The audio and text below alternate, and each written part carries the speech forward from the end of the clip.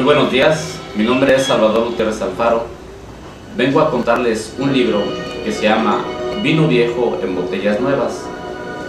Es una literatura meramente griega que nos habla de la transacción de la materia humanidades del griego hacia las aulas de las academias principales, de las principales universidades como materia.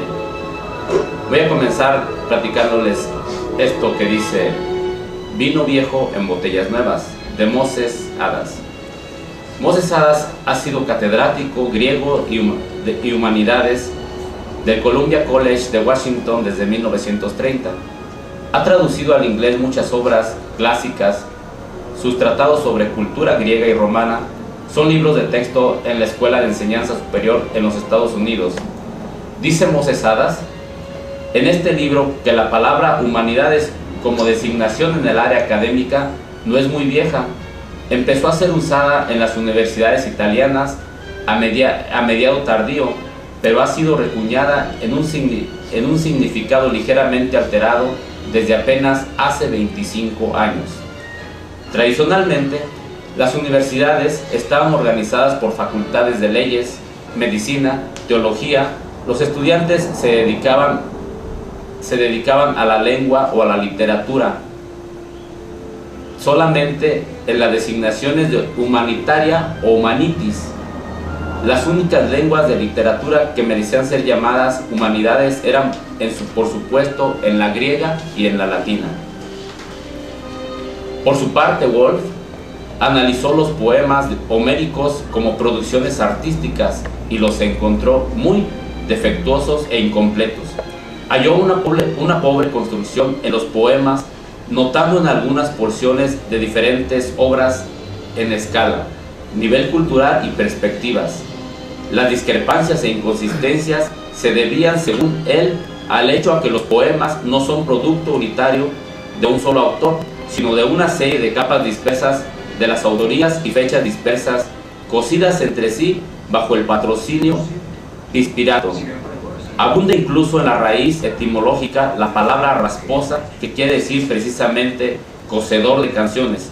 Un argumento que expone Woolf es que los poemas, tan largos como las homéricas, solamente podían ser compuestos por escritos y que la escritura no se conocía en Grecia en la supuesta época de las composiciones de esos poemas. Actualmente, Michel Ventris ha demostrado mediante la desclasificación de inscripciones en Creta que los griegos antiguos sí sabían escribir 100 años antes de la época en que se supone que Homero escribía la Ilíada y la Odisea. Wilmette y Woolf generaron impulsos hacia las interpretaciones menos dogmáticas y sin más maduras y serenas del legado clásico, de lo que dio más valor e importancia de la producción vernácula contemporánea. Fringe y Woolf hizo con la literatura griega lo que Wilmette hizo con la escultura. Solo Bond y Shellac cometen omisiones de periodistas cuando categorizaban a Medrado apoyándose en citas de una sola línea, que en alguna manera puede pintar el pensamiento completo de un individuo o de una época. Por eso los periodistas no pueden ser base de la investigación, porque por razones de espacio, de precipitación, dibujan a los hombres en citas cortas que los reflejan cabalmente de todas maneras. Los puntos de vista esencialmente románticos contribuyeron a allanar el camino hacia los clásicos de una forma analítica, crítica, que resultó benéfica para el pensamiento moderno.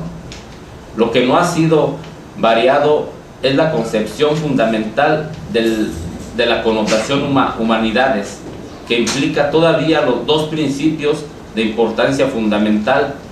En primer lugar, las humanidades no son profesionales, o sea que no contribuyeron más a que en forma incidental o indirecta en la preparación de una carrera profesional de preservación y transmisión del legado espiritual de la raza humana. El monopolio en el área de humanidades tenían los clásicos, no eran el rigor arbitral pues no había una literatura secular que tuvieran esa madurez para ser presentadas en las universidades. Fue necesario que se levantaran las literaturas vernáculas que relataran el monopolio de las antiguas, de manera que ahora la connotación de humanidades rompió todas las barreras y sus límites empiezan a terminar donde empieza y termina el pensamiento artístico del hombre. Tratando de definir el propósito de humanidades, tendrían que decir que en términos generales es la actividad de iniciar a los jóvenes a completar cómo se puede ser un legado intelectual y artístico en la raza humana. El catedrático de humanidades es, en una palabra, una especie de curandero de la lengua espiritual. Su deber es propagar y cultivar el legado. Como erudito de lucha por una comprensión más completa y más pura de su cargo.